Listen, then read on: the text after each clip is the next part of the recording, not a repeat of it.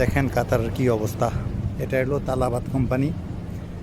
দেখেন কত গাড়ি এখানে অপেক্ষায় আছে, কাজের অবস্থা বহুত খারাপ।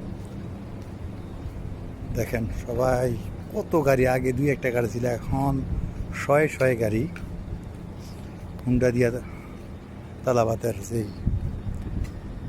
ডিউটি করতেছে। দেখেন কত গাড়ি, আপনি গাড়ির শেষ নাই। এক সাইড দেখালাম, আরেক সাইড দেখেন।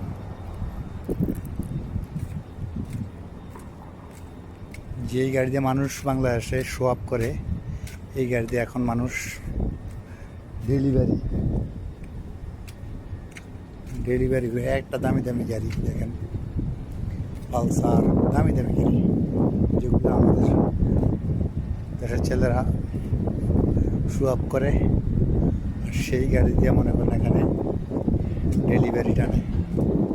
আমি এটা খারাপ দৃষ্টিতে বলছি না, যে দেখেন মানুষ কত কষ্ট করে, কত কষ্ট করে টাকা কামাই করে বিদেশে, তারপরও এখন অবস্থা বহুত খারাপ,